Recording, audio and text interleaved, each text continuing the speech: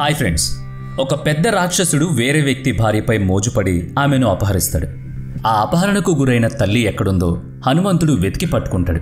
ఆ తర్వాత ఆమె భర్త ఆ రాక్షసుని చంపి ఆ తల్లిని తనతో పాటు తీసుకువెళ్తాడు. ఇప్పుడు నేను ఏ కథ చెప్పబోతున్నానో మీకు అర్థమైంది కదా? అవును, రామాయణం. ఆ శ్రీరాముడు సీత గురించి మనం ఎంత విన్నా ఇంకా వినాలనిపిస్తూనే ఉంటుంది. సరే, ఇప్పుడు ఒక కథ చెప్పాను, రైట్, బాగానే ఉంది. అయితే నేనంటాను అసలు సీతాదేవి అపహరణే జరగలేదు అని. సీతాదేవి రావణుడి కుమార్తె అని నేనిప్పుడు మీకు చెబితే మీరేమంటారు? ఇది గనక నిజమైతే ఇప్పటి వరకు మనం చూసిన చదివిన రామాయణం నిజం కాదా? అదే ఇప్పుడు నేను మీకు రామాయణానికి సంబంధించిన కొన్ని ఇంట్రెస్టింగ్ విషయాలు చెప్పబోతున్నాను. సో వీడియోని ఎక్కడ స్కిప్ చేయకుండా పూర్తిగా చూడండి. అంతేకాదు ఇప్పటి వరకు మన ఛానల్ని సబ్స్క్రైబ్ చేసుకోకపోతే ఇప్పుడే సబ్స్క్రైబ్ చేసుకోండి. ఇప్పుడు వీడియోలోకి వెళితే, రావణుడు రామాయణంలో అతి పెద్ద అత్యంత భయంకరమైన రాక్షసుడు. అంతేకాదు అందరికంటే ఎక్కువ జ్ఞానం ఉన్న అలాగే శక్తివంతమైన వ్యక్తి కూడా. వీటితో పాటే రావణుడికి అహం ఎక్కువ. అందుకే చెల్లి శూర్పణఖ చెప్పిన వెంటనే ఒక సాధువు రూపంలో వచ్చి సీతమ్మను అపహరిస్తాడు. కానీ నిజంగా ఆమె సీతేనా అంటే రామచరితమానస్కు చెందిన అరణ్యకాండ దీనికి భిన్నంగా చెబుతోంది. ఈ పుస్తకం ప్రకారం చూస్తే సీతాదేవిని రావణుడు అపహరిస్తాడన్న సంగతి రాముడికి ముందే తెలుస్తుంది. అందుకే ఆమెను అగ్నిదేవత రక్షణలో ఉంచుతాడట. కానీ ఇంటి దగ్గర మాత్రం ఆమె నీడ అయిన మాయసీత ఉంటుందట. రామాయణం ప్రకారం సాధువు రూపంలో వచ్చి సీతను అపహరించి బంధించి లంకకు తీసుకువెళ్తాడు. ఆమె అసలు సీత కాదట, ఆమె నీడ అయిన మాయాసీత అట. అయితే ఇక్కడ ఈ కథ అంతా ఎందుకు నడిచింది అంటే, రావణుణ్ణి రాముడు చంపడం, రావణుణ్ణి చేసే పాపాల నుంచి ఈ లోకానికి విముక్తి కలిగించడం. రామచరితమానస్కి సంబంధించి లంకాకాండ పుస్తకంలో ఇంకా ఏం చెప్పారంటే, యుద్ధం తర్వాత సీతను అయోధ్యకు తీసుకువెళ్లిన తర్వాత సీతాదేవికి అగ్ని పరీక్ష జరుగుతుంది. ఈ పరీక్ష జరగడానికి ముఖ్య కారణం ఏంటంటే అసలు సీతాదేవిని అగ్ని నుంచి బయటకు రప్పించడమేనంట. వింటుంటే భలే ఇంట్రెస్టింగ్గా ఉంది కదా? ఇవే కాకుండా ఇంకా మరిన్ని ఆశ్చర్యపరిచే విషయాలున్నాయి. రావణుడు సీతను అపహరించడం అనేది అతని చర్య కాదు, అది రావణుడి శాపం. ఎందుకంటే మనం రామాయణంలో చూసిన రావణుడికి అన్ని మంచి గుణాలు కూడా ఉంటాయి. అందుకే సీతాదేవిని అపహరించాడు గాని ఆమెను తాకలేదు. కానీ కొన్ని పురాణాలు ఏం చెబుతున్నాయంటే రావణుడు ఆడవాళ్ల చెరబడతాడని, వాళ్ళని అపహరించి బలాత్కారం చేస్తూ ఉంటాడని. ఇలాంటి టైంలో అతని కన్ను ఒకసారి స్వర్గంలో ఉన్న రంభ మీద కూడా పడిందని. విచిత్రం ఏంటంటే రావణుడి తమ్ముడైన కుబేరుడి కుమారుడు నలకుబేరతో రంభ పెళ్లి జరగాలి. ఆ టైంలోనే రావణుడు కన్ను రంభపై పడింది. ఇది తెలుసుకున్న నలకుబేరుడు రావణుడి దగ్గరికి వచ్చి ఒక కోపంతో శాపం ఇస్తాడు.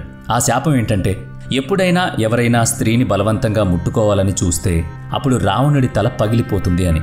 అందుకే రావణుడు సీతాదేవిని ముట్టుకోలేదని కొందరంటూ ఉంటారు. రామచరితమానస్ సుందరకాండ ప్రకారం సంవత్సరం పాటు సీతాదేవిని ఒప్పించడానికి రావణుడు ప్రయత్నిస్తాడు. ప్రతిసారి సీతాదేవి తిరస్కరిస్తుంది. కానీ ఒక్కసారి కూడా రావణుడు సీతాదేవిపై చెయ్యి వేయడు. సీతాదేవి గురించి మనకు తెలిసింది ఇది. సీతాదేవి తండ్రి జనకుడు, ఆమె భూమి లోపల పుట్టింది. అందుకే భూదేవిగా సీతను పిలుస్తారు. కొన్ని పురాణాలు దీనికి భిన్నంగా చెబుతున్నాయి. సీతాదేవి జనకుడి కుమార్తె కాదు, భూమిలోనూ పుట్టలేదు, ఆమె రావణుడికి కుమార్తె అని అంటున్నారు. జైన్ రామాయణంలో ఏముందంటే, సీతాదేవి రావణాసురుడికి మొదటి కూతురు, రావణుడి భార్య విరుధధర్మయ.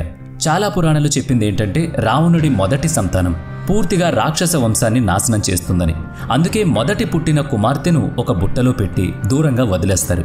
అయితే ఆ తర్వాత సీత జనకుడికి దొరకడంతో అతను ఆమెకు తండ్రి పెంచి పెద్ద చేస్తాడట.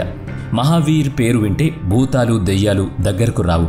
అవును మరి, ఆయన హనుమాన్ కదా, ఖచ్చితంగా ఆయన పేరు వింటే ఏదైనా పారిపోవాల్సిందే. అంతటి శక్తిశాలి, అంతటి ధైర్యశాలి మన హనుమంతుడు. హనుమంతుడి దగ్గర ఉన్న కొన్ని స్పెషల్ పవర్స్ వల్ల అతను ఎప్పుడు కావాలంటే అప్పుడు పెద్దవాడైపోగలడు, చిన్నవాడు కూడా కాగలడు, ఎక్కడికైనా ఎగిరిపోతాడు, ఎంత వినాశనాన్నైనా చిటికెలో సృష్టిస్తాడు. అందుకే ఎవరైనా హనుమంతుడికి పూజలు చేస్తూ ఉంటారు. హనుమంతుడిని అందరూ బ్రహ్మచారిగా కొలుస్తూ ఉంటారు. అంటే అతను పెళ్లి చేసుకోలేదు అని. కానీ కొన్ని కథలు ఏం చెబుతున్నాయంటే, తెలంగాణలోని ఖమ్మం జిల్లాలో ఒక మందిరం ఉంది.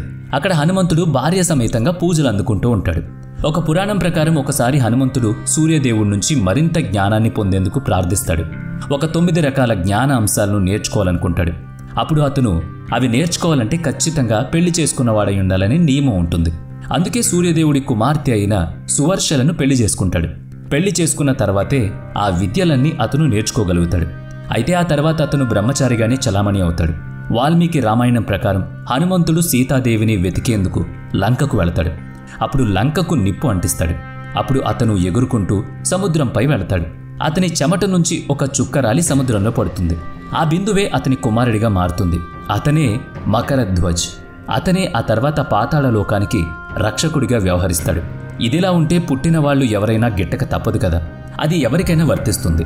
అప్పుడు యమధర్మరాజు అయోధ్యలోకి అడుగు పెడతాడు.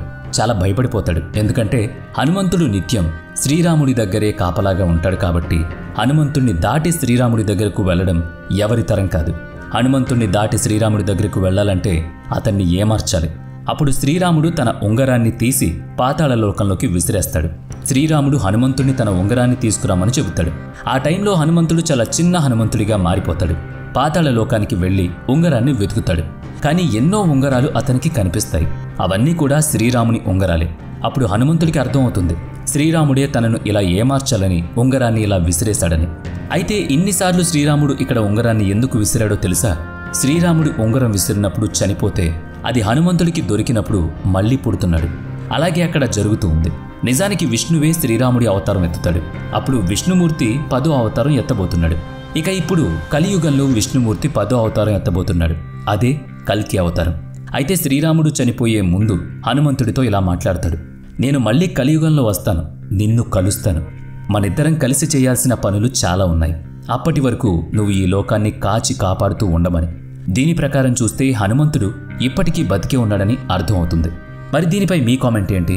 కలియుగంలో కల్కి త్వరలోనే రాబోతున్నాడా?